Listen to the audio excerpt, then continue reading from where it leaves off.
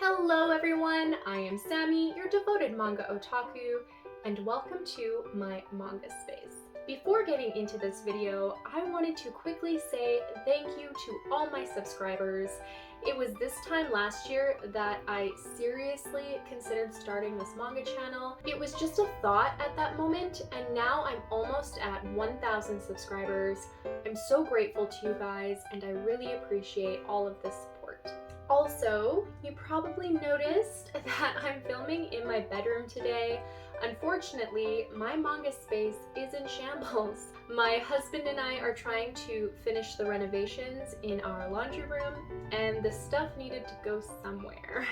With all that said, today I'm going to be giving my spoiler-free review of the first 12 volumes of the ongoing series, A Bride Story by Kaoru Mori. I haven't dedicated an entire video to a single manga review since April? And that's because I find these really hard to make, but I took this opportunity because it's literally the only manga series I read in October. Okay friends, with the introduction out of the way, I invite you to grab a coffee or other beverage of your choice and let's talk manga.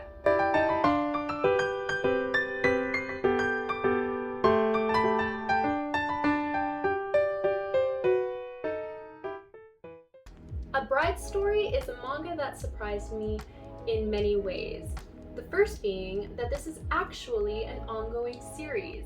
When I started reading this, I was under the impression that this was completed, and you can imagine my confusion finishing the 12th volume with no conclusion in sight. After some research, I learned that the 13th volume is set to release in March 2022, which is a real bummer because that's so far away. Additionally, I discovered that this Yen Press series is way older than I previously thought. It debuted in Japan in 2009 and debuted in English in 2011, so it's actually 13 years old. However, the long lengths of time between the volumes and the age of the series makes sense for reasons I'll explain later in this review. The next biggest surprise that I came across while reading this is that this series actually jumps around between multiple characters, chronicling the everyday life of different brides and their families throughout different parts of Central Asia near the Caspian Sea. The story primarily follows Amir, a 20-year-old woman whose family arranged for her to marry a 12-year-old boy named Karlok in order to cement an alliance between their families. Amir is from a nomadic tribe, with her community focusing on hunting and herding, so adjusting to her new family and their customs in this settled community is difficult at first. Yet she quickly succeeds in impressing everyone with her many skills and talents, including hunting with a bow, cooking, sewing, embroidery, and her overall good-natured and friendly disposition. The first couple volumes mainly focus on the day-to-day living of Amir, Karlok, and their families, but as you progress through the volumes, readers get to follow Mr. Smith. And Mr. Smith is sort of an ambitious, dorky, traveling European scholar who's staying with Karlok and Amir's family as a guest. By the end of the second volume, Mr. Smith sets off to explore other regions, their communities, customs, and culture, therefore allowing readers to witness the rural and nomadic life of other brides along the Silk Road. Throughout it all though, Karlok and Amir continue to be the main couple in the series, which I'm thankful for because I love them so much and their storyline is by far my favorite. Amir and Karlok are interesting separately and as a couple. Amir is sort of depicted as a perfect wife if you exclude that she's considered an old maid by society's standards. Usually, girls were married by the age of 14 to 15, and because Amir is an older bride, she won't be able to have as many children. Personality-wise, Amir is vibrant, caring, strong-willed, and extremely independent, which was uncommon for women in the time period. She's not without her flaws though, as her caring nature often makes her worry too much, especially when it comes to Karluk.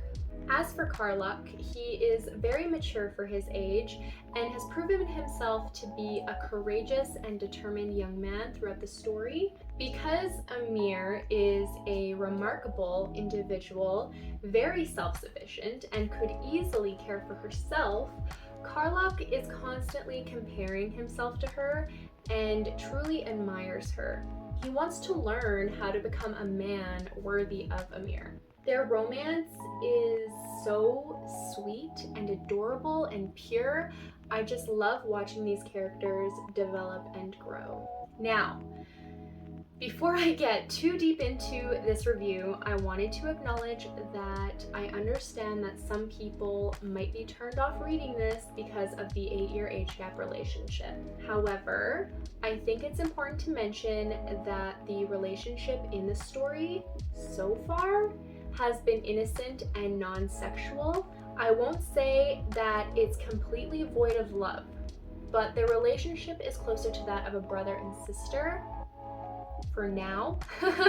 I do hypothesize that the two will eventually be together as man and wife. They care for each other deeply and it's so endearing and so sweet. If you've had reservations because of the age gap, I definitely recommend you consider giving this a chance before writing it off completely. It's such an impeccable series and is currently one of my favorite seinen manga series at the moment. At first, I was sort of taken aback when I realized that the story deviates from the main plot simply because I had fallen in love with Amir and Karluk and I didn't want to leave them. But by following Mr. Smith, we get to see all sorts of different brides take center stage. I'm going to briefly share my thoughts on the different side stories, but just briefly, because part of the fun is discovering the stories and the characters for yourself.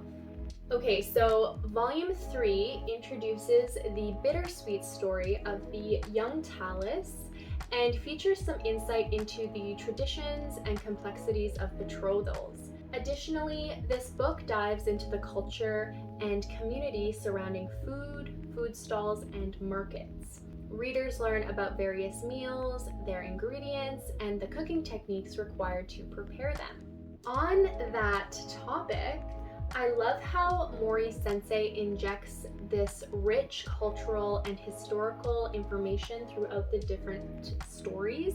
It's so cool and so different from anything I've ever read, especially in manga. The last two books were similar in that each one highlights a traditional craft. For example, the first volume explains the architecture of the buildings and the intricacies of wood carving, while the second volume showcases embroidery and textiles. I can't imagine the amount of research that goes into these volumes. It's staggering. But Mori sensei explains in multiple afterwards that she loves historical research, so yay for us.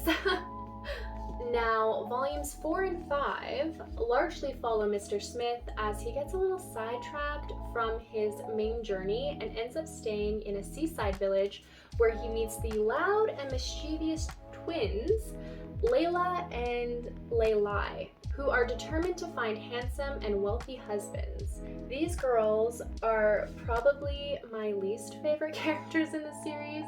They were entertaining at times, and I love seeing their family dynamics, but I found them annoying and a little obnoxious overall. My favorite aspect of these volumes was learning about the customs and traditions surrounding wedding ceremonies. We get a glimpse of negotiating bride prices, plus we get to see an in-depth look at a wedding ceremony, reception, and wedding feast. There is a trigger warning in Volume 5 for people who are uncomfortable seeing animals butchered, as you do see an entire herd of sheep being slaughtered and skinned for the feast. The book goes into detail about the processes of properly... Sir, sorry about that. The book goes into detail about the processes of properly butchering the animal, as well as how to properly prepare and cook the meat. Despite being gruesome and gory, I found it super interesting, but I understand it can be triggering for some people. Now, before I move on to the next story, I just wanted to quickly show off volume 6. This is one of my favorite volumes of the series. It's full of action and movement with the inclusion of a huge battle scene. I wish I could share some of the scenes in this, but they're definitely too spoilery. This book also hints that Karlach is beginning to change and is becoming a fine young man. This is hands down my favorite cover of the series, with the snowy cover being a close second. Mori sensei draws horses beautifully. I'm in awe. Also, can we take a moment to commemorate Yen Press for giving this manga what it blatantly deserves? These hardback editions, complete with the high quality paper and ink, it makes it look like you're purchasing something really special, which you are, and honestly, the outside of a book should match the quality of its contents. So thank you, Yen Press.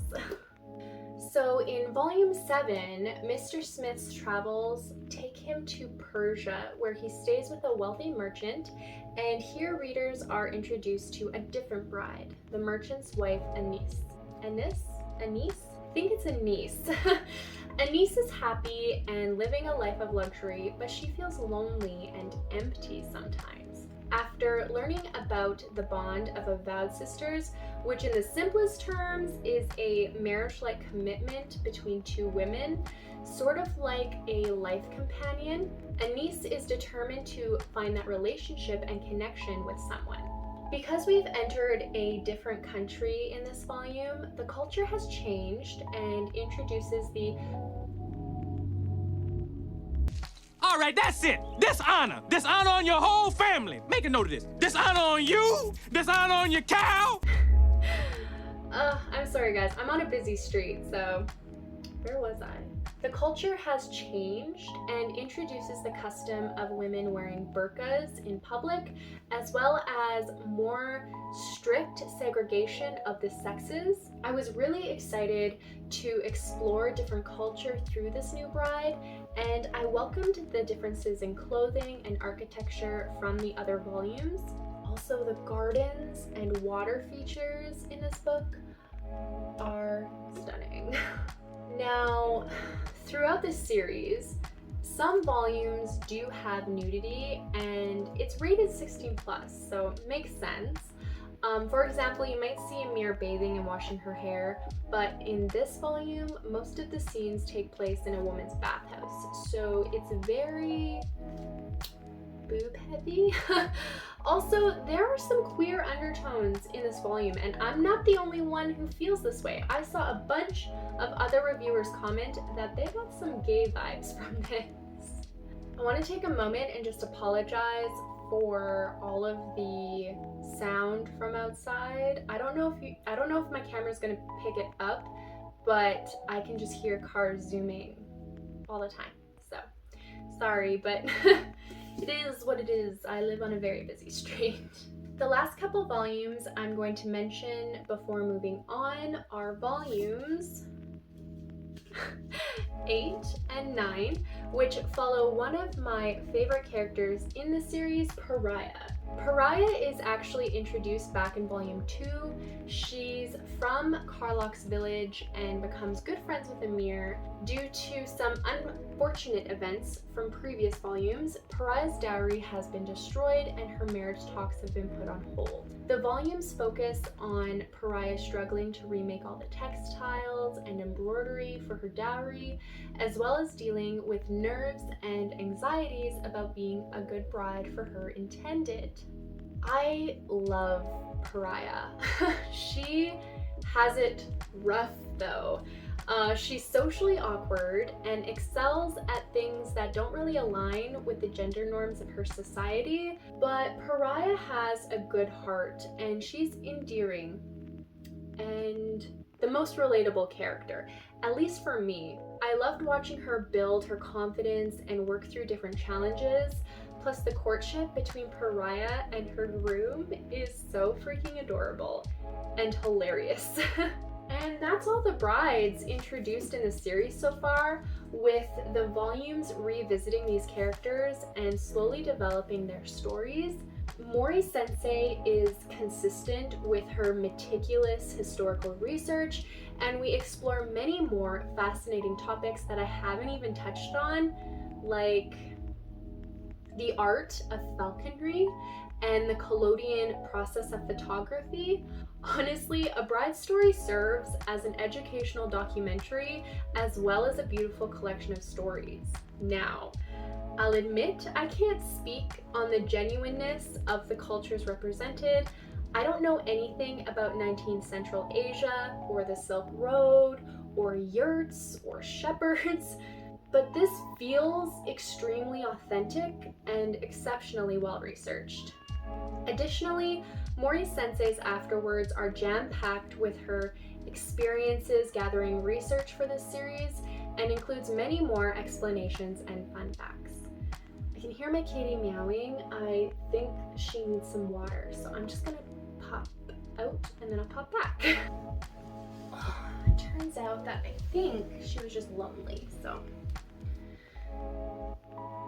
Okay, where was I?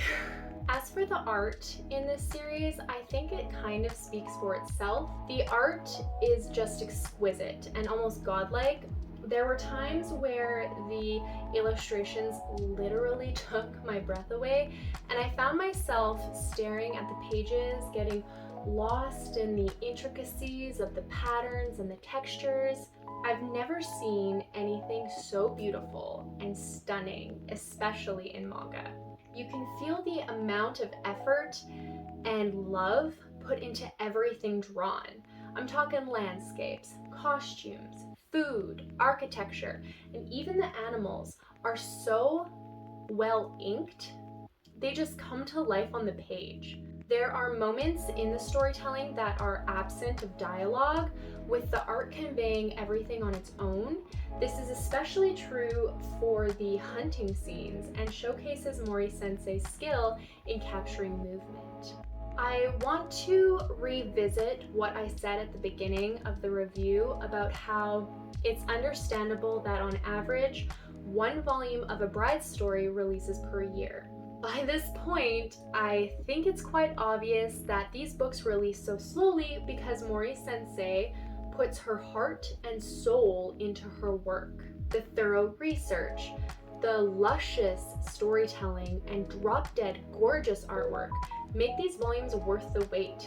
Also, Mori Sensei's consistency in her writing and illustrations never falters, and her attention to detail is never lost over the years. I read these volumes over the course of a couple weeks, and I never would have guessed that they were written over a 13-year time period. Similar to the release schedule of this series, the pacing is very slow moving, but it didn't bother me at all, which is quite surprising. By the end of the 12th volume, not even a year has passed in the story. I feel like the pacing allows you to sit back and just soak everything in. Usually when I read an entire series, I binge it within 24 hours. But with A Bride's Story, I was able to take my time with it. I took breaks between volumes and was able to revisit it with ease. It was a bizarre and welcomed experience for me. Now, we're close to the end of the review, but there's still a couple things I wanted to talk about that I noticed while reading this series. Firstly, this manga is quietly feminist, in my opinion. At a glance, the female characters in the series seem passive and obedient, but as you get to know these women, you are introduced to an interesting mixture of tough, honorable, hardworking, and independent women. All the stories are female-orientated, with the narrative shedding light on the lives of women in this time period. Secondly, I appreciated how delicately Mori Sensei handles the more jarring and controversial cultural traditions and customs, like how fathers arrange who their children will marry. She never bashes or berates the culture, but instead paints everything in an impartial light. Even if you don't personally agree with a decision or outcome, Volume 3, I'm looking at you. Mori Sensei respects and stays true to the culture and the time period. Lastly, there's a couple characters that I think deserve honorable mentions. The first one is Carlock's grandma. Nuff said. She is a complete badass, and I love her so much. Secondly, I have to mention, I think it's Azel, Amir's brother. I may have a crush on him, and now you can too. Overall, I found this historical slice of life manga to be an oppressive piece of literature and flawless piece of art. Oh my gosh, there's so much cat hair. I'm giving this series a well-earned 5 stars, and I'm thrilled to have been able to experience this memorable insider look into the customs and traditions of the Middle East in the 19th century. One of the revolutionary things about this manga is that I could see a lot of non-manga readers enjoying this. I personally will be showing this to my grandmother. If I can get her on board with reading right to left, I think she would really enjoy this series. So we'll see how that goes. It's going to be really hard waiting for the next volume. It makes me sad. And that, friends, is my manga review of volumes 1 through 12 of A Bride's Story. I'd love to know if you've read this series or if it's something you might add to your wish list. So let me know in the comment section below. If you're interested in watching more videos from me, you can check out my end card where I'll have links to my most recent videos. I hope you all have a manga-nificent day, and I'll see you all in my next video. Bye!